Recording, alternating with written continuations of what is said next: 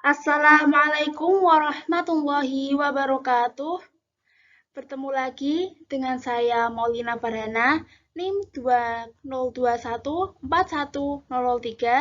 dari Program Studi Agroteknologi Fakultas Pertanian Universitas Muria Kudus. Di video kali ini, saya akan menjawab pertanyaan uji kompetensi 2 guna memenuhi tugas mata kuliah Bahasa Indonesia. Pertanyaan yang pertama, jelaskan pola bentuk gabungan terikat. Tulislah kembali bentuk gabungan terikat berikut ini. Adi, kuasa, catur, tunggal, dwiwarna, ekstrakurikuler, kontra, revolusi, purnawirawan, saptakrida, serta subbagian.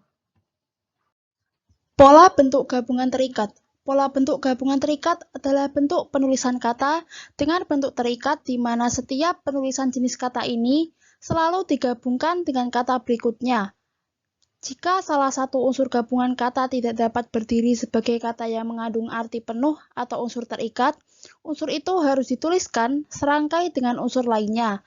Contohnya, adi kuasa menjadi adi kuasa tanpa spasi, catur tunggal menjadi catur tunggal tanpa spasi, dwi warna menjadi dwi warna tanpa spasi, ekstrakurikuler menjadi ekstrakurikuler tanpa spasi, kontra revolusi menjadi kontra revolusi tanpa spasi, purnawirawan menjadi purnawirawan tanpa spasi, saptakrida menjadi saptakrida tanpa spasi, subbagian menjadi subbagian tanpa spasi. Dengan catatan, jika diikuti dengan kata dasar, bentuk terikat ditulis tanpa jeda atau spasi. Namun, apabila digabungkan dengan bentuk turunan atau kata berimbuhan, maka penulisannya harus dipisah. Pertanyaan yang kedua, jelaskan perbedaan bentuk penalaran deduktif dan bentuk penalaran induktif. Berikan contoh penerapannya.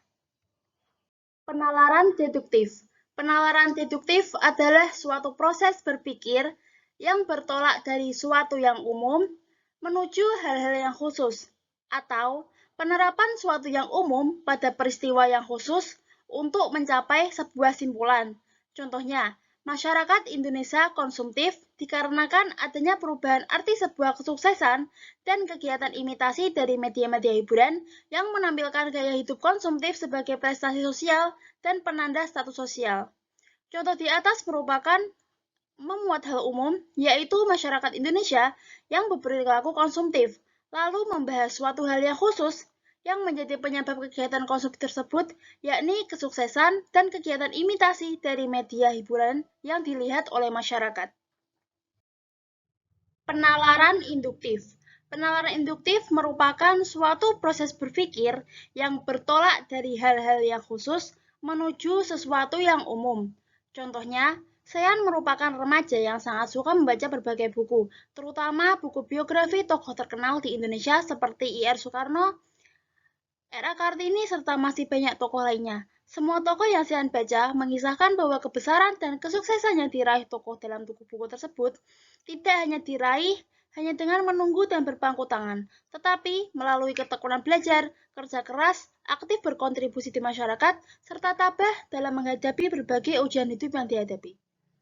Berdasarkan apa yang telah Sean baca, ia menyimpulkan bahwa untuk menjadi orang besar dan sukses, seseorang harus tekun belajar, bekerja keras, berkontribusi nyata, serta sabar menghadapi persoalan hidup. Singkatnya, kesuksesan hanya bisa diraih dengan perjuangan yang gigih dan kesabaran dalam menjalaninya.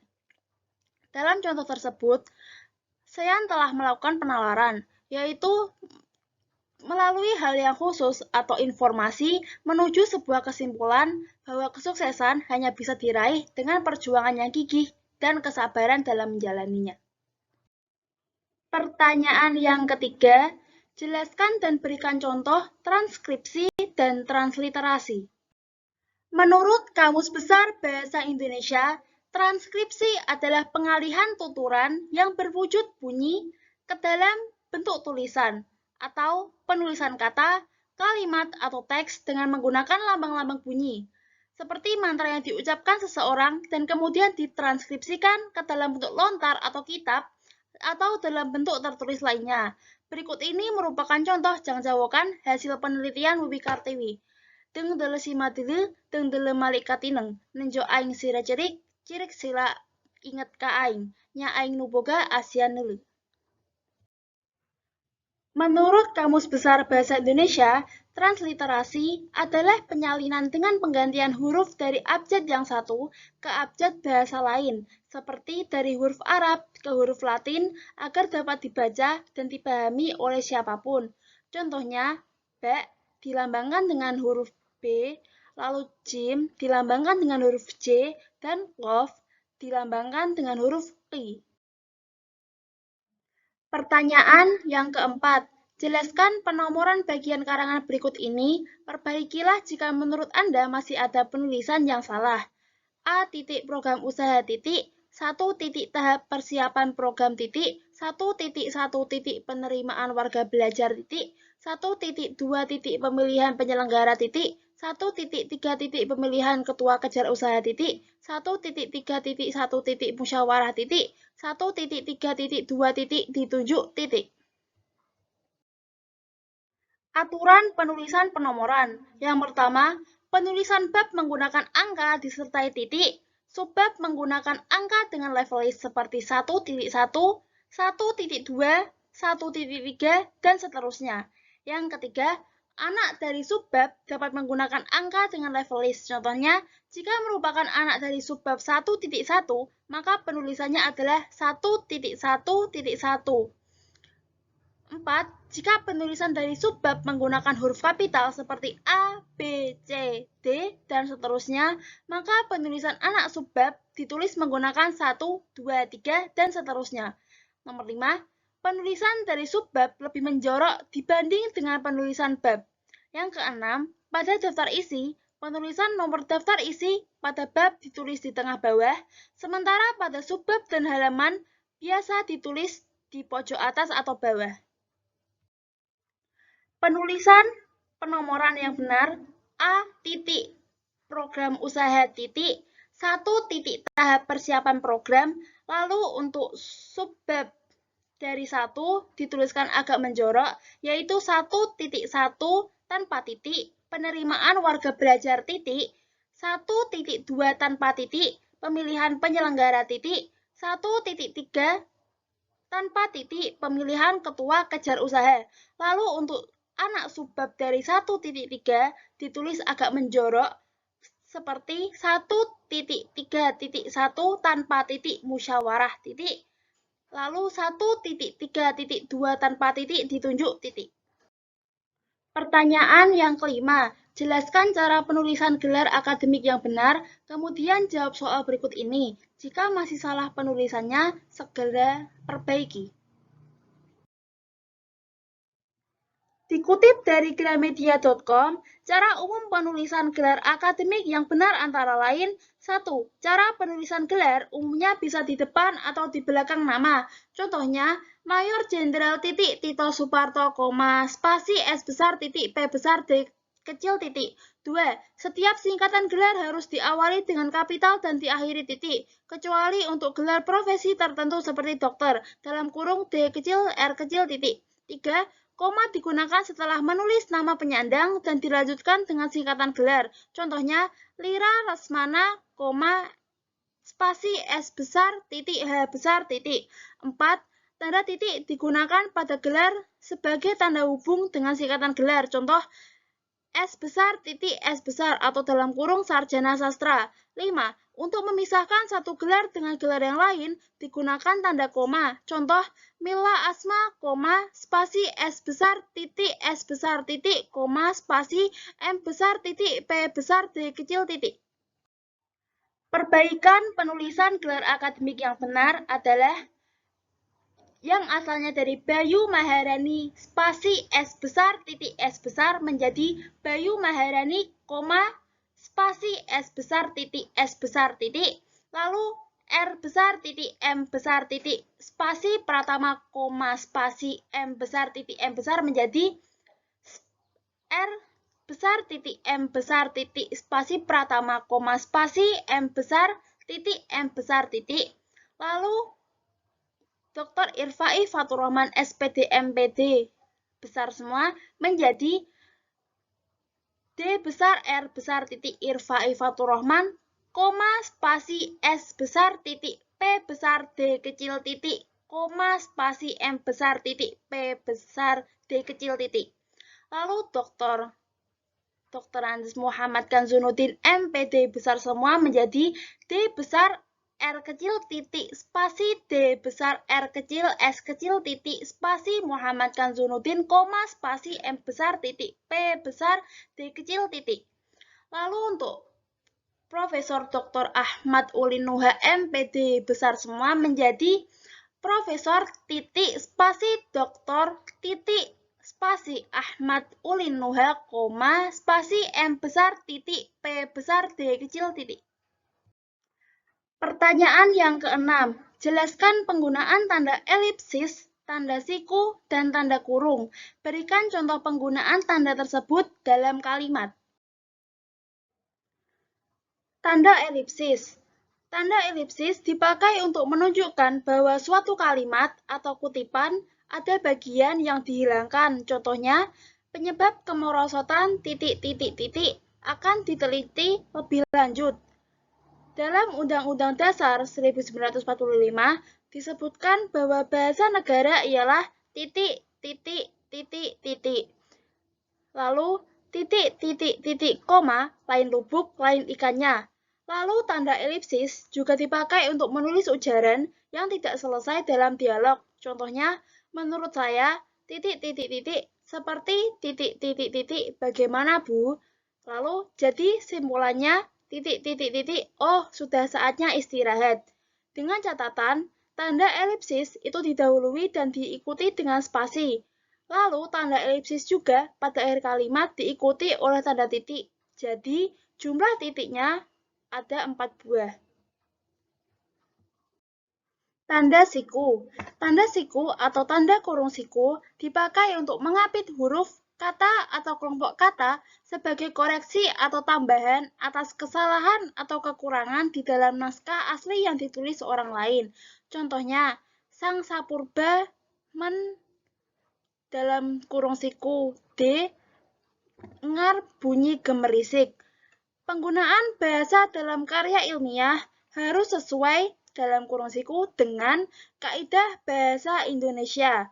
Ulang tahun dalam kurung siku, proklamasi kemerdekaan Republik Indonesia dirayakan secara hikmat.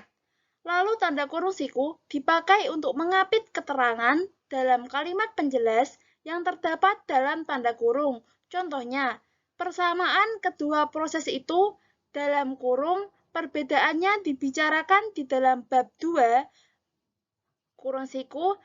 Lihat halaman 35-38. Perlu dibentangkan di sini. Tanda kurung. Tanda kurung dipakai untuk mengapit tambahan keterangan atau penjelasan. Contohnya, dia memperpanjang surat izin mengemudi dalam kurung SIM. Warga baru itu belum memiliki KTP dalam kurung kartu tanda penduduk. Lalu, lokakarya dalam kurung workshop itu diadakan di Manado. Lalu tanda kurung juga dipakai untuk mengapit keterangan atau penjelasan yang bukan bagian utama kalimat. Contohnya, sajak Tranggono yang berjudul Ubud dalam kurung nama tempat yang terkenal di Bali ditulis pada tahun 1962. Keterangan itu dalam kurung lihat tabel 10 menunjukkan arus perkembangan baru pasar dalam negeri. Tanda kurung dipakai untuk mengapit huruf atau kata yang keberadaannya di dalam teks dapat dimunculkan ataupun dihilangkan. Contohnya, dia berangkat ke sekolah selalu menaiki dalam kurung bus Transjakarta. Pemain voli kenamaan itu berasal dari dalam kurung kota Palembang. Lalu tanda kurung juga bisa dipakai untuk mengapit huruf atau angka yang digunakan sebagai penanda pemerincian. Contohnya, faktor produksi menyangkut dalam kurung A bahan baku, dalam kurung B biaya produksi, dan dalam kurung C tenaga kerja. Lalu dia harus melengkapi berkas pendaftarannya dengan melampirkan dalam kurung 1 akta kelahiran, dalam kurung 2 ijazah terakhir, dalam kurung 3 kartu keluarga, titik. Pertanyaan yang ketujuh. Jelaskan 3 cara penawaran induktif meliputi generalisasi, analogi, dan hubungan sebab akibat atau kausal. Silahkan jelaskan satu persatu disertai dengan contoh. Generalisasi. Generalisasi atau rampatan merupakan proses bernawar yang bertolak dari sejumlah gejala atau peristiwa yang serupa untuk menarik simpulan mengenai semua atau sebagian dari gejala atau peristiwa yang bersangkutan. Generalisasi diturunkan dari gejala khusus yang diperoleh melalui pengalaman, observasi, wawancara, ataupun studi dokumentasi. Sumbernya bisa berupa dokumen, statistik, kesaksian, pendapat ahli, peristiwa politik, sosial, ekonomi, maupun hukum. Dari peristiwa khusus itu, orang bisa membentuk opini, sikap, penilaian keyakinan, atau perasaan tertentu. Rambu-rambu agar generalisasi dinyatakan sah antara lain: 1. Apakah jumlah gejala atau peristiwa khusus yang dijadikan generalisasi cukup memadai?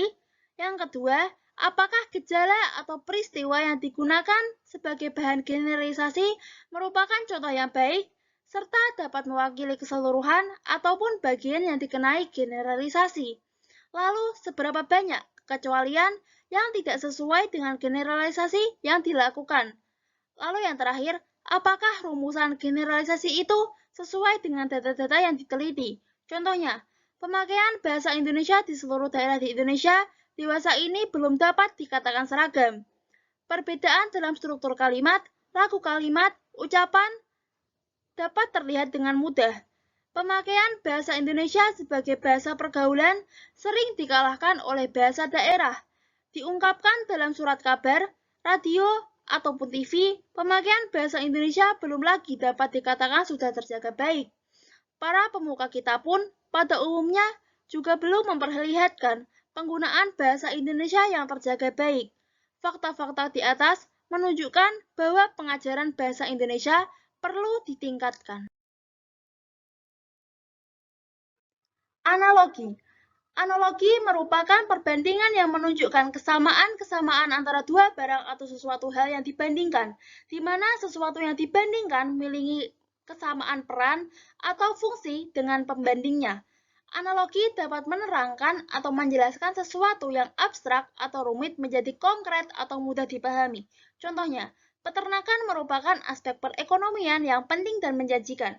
Selain dapat menjadi lahan pendapatan, peternakan juga memiliki dampak positif meningkatkan gizi masyarakat. Pengembangan peternakan dapat memenuhi kebutuhan daging warga sehingga negara tidak perlu mengimpor daging dari luar. Pertanian juga merupakan aspek perekonomian yang penting. Pengembangan pertanian dapat memenuhi kebutuhan beras warga sehingga impor dari luar tidak perlu diperlukan. Di sana, dalam contoh, membandingkan antara peternakan dan pertanian yang merupakan hal yang sama atau memiliki peran sama dalam pemenuhan gizi masyarakat. Sebab akibat atau kausal. Kausalitas menyatakan bahwa semua peristiwa yang terjadi di dunia ini memiliki rangkaian sebab dan akibat. Penalaran kausalitas dapat terjadi dengan pola sebab ke akibat, akibat ke sebab, dan akibat ke akibat.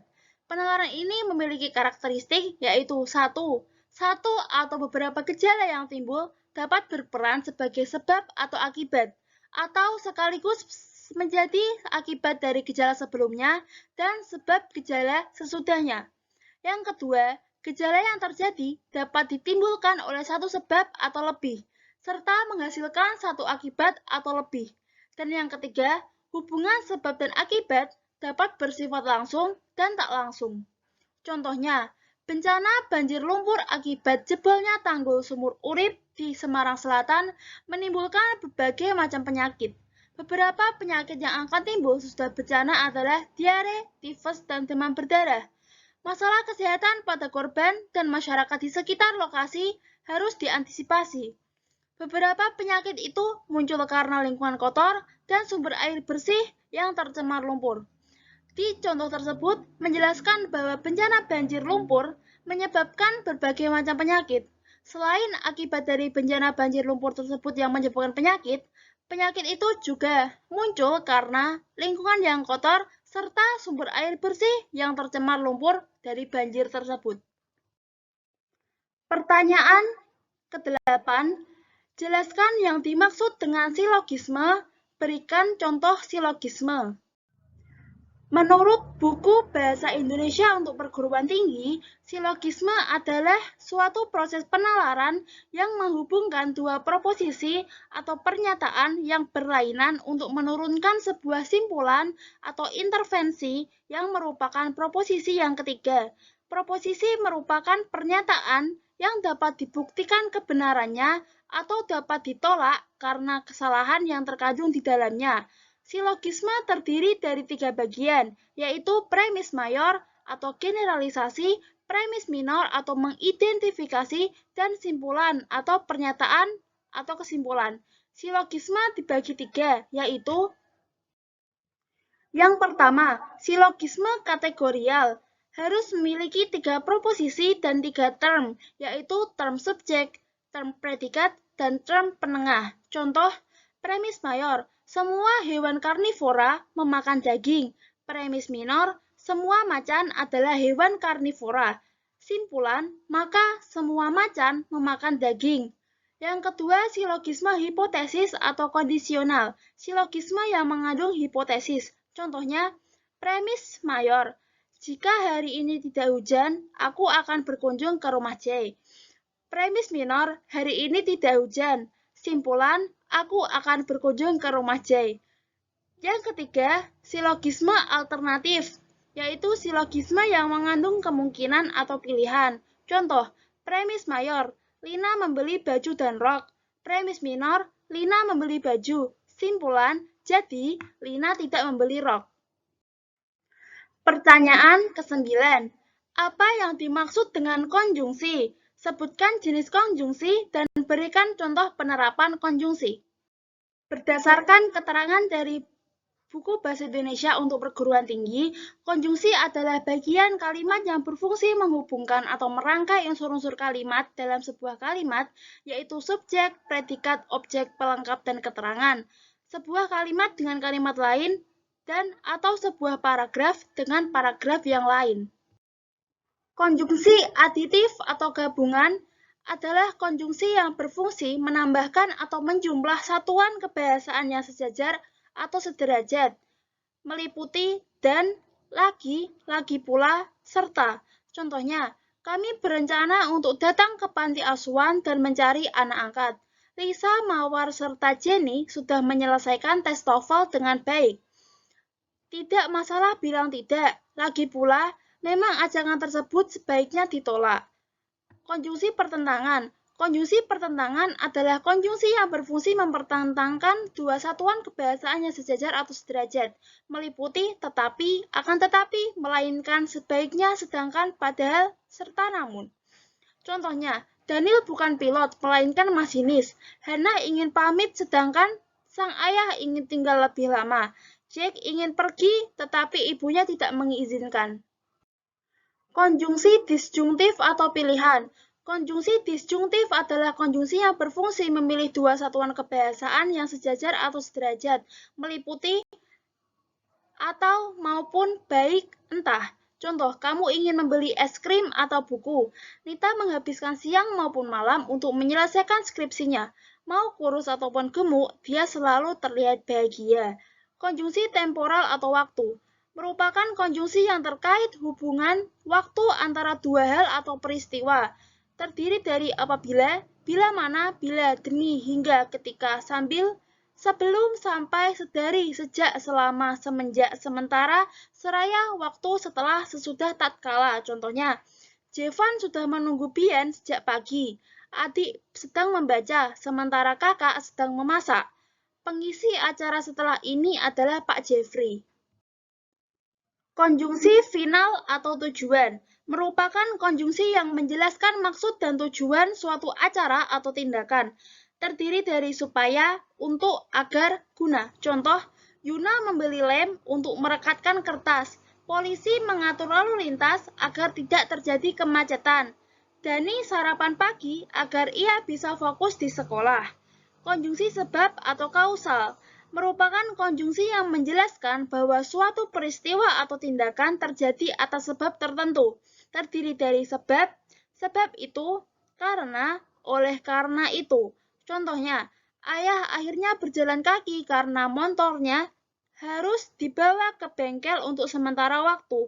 Mereka sangat berempati sebab mereka sendiri juga pernah menjadi korban. Chandra ingin menjadi juara pertama. Oleh karena itu, dia rajin belajar. Konjungsi akibat atau konsekutif merupakan konjungsi yang menggambarkan suatu peristiwa atau tindakan terjadi atas sebab peristiwa lain, terdiri dari sehingga, sampai, serta akibatnya.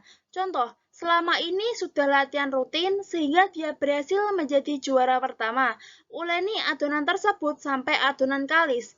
Jihan sering menunda makan, akibatnya ia terkena mah.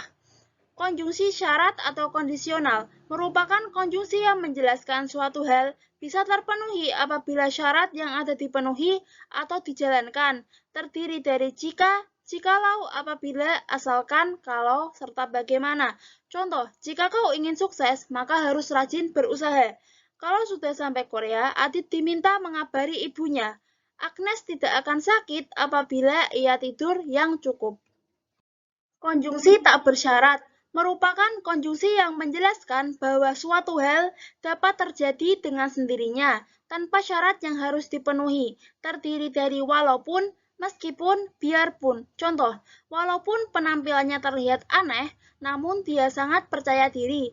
Dia bersikeras ikut acara meskipun kondisi badannya kurang bagus. Adik tetap pergi biarpun ibu sudah marah dan melarangnya. Konjungsi perbandingan merupakan konjungsi yang berfungsi membandingkan dua hal, terdiri dari sebagaimana, sebagai, seperti, bagai, bagaikan, seakan-akan, ibarat, umpama, daripada. Contoh, kelakuannya seperti katak dalam tempurung yang sangat membatasi diri.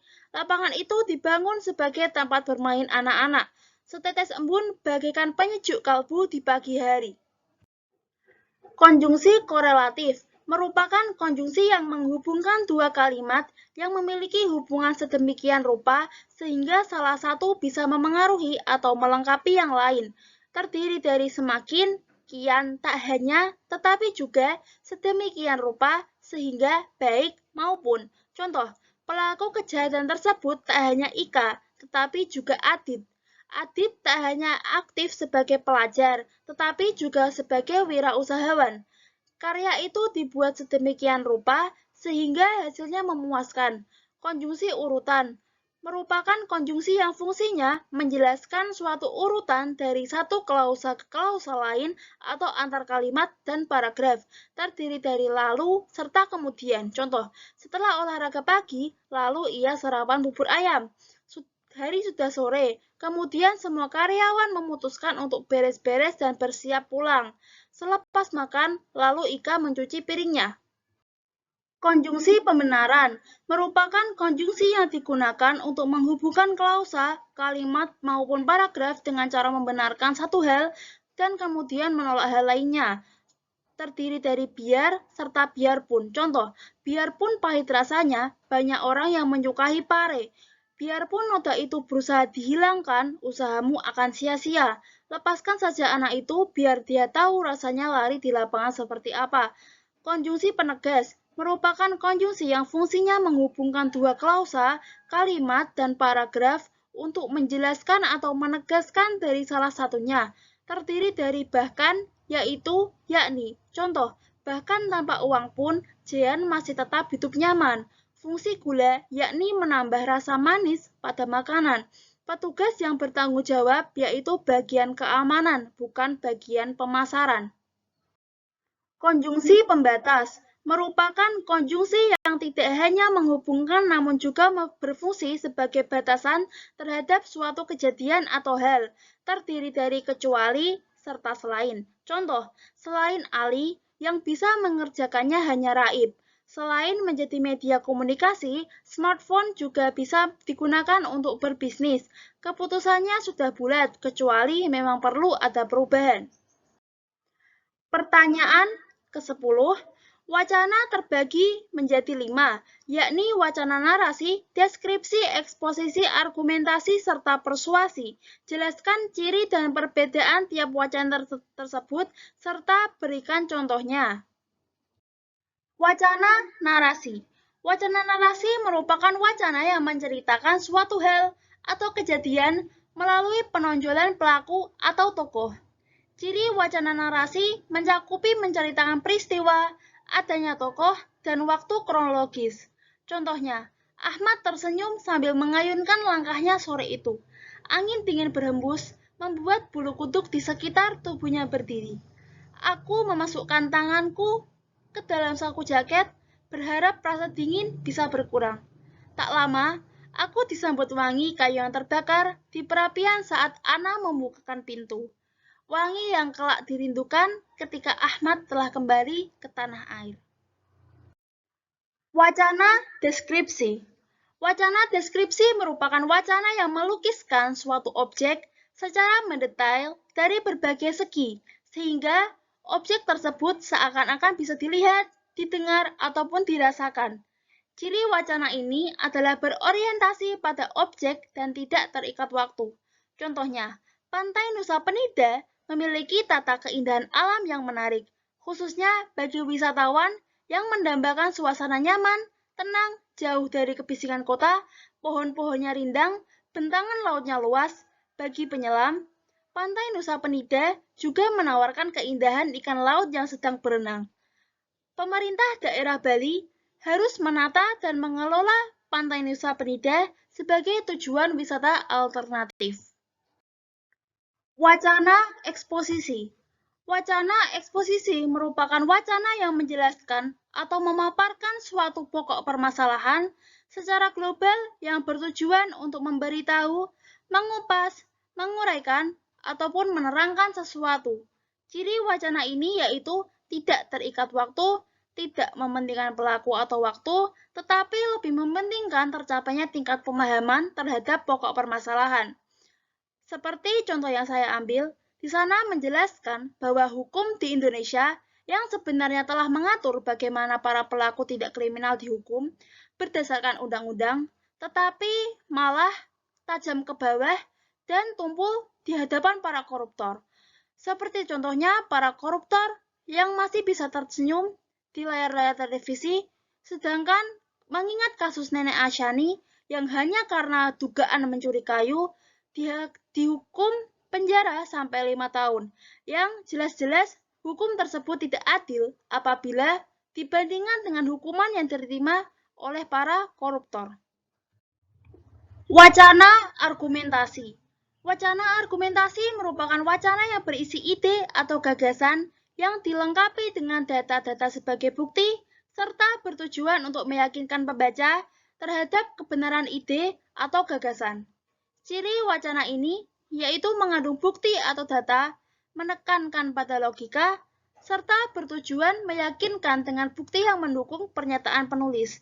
Contohnya, permasalahan yang paling besar di Indonesia saat ini sebenarnya adalah sampah karena sudah tidak terkontrol lagi.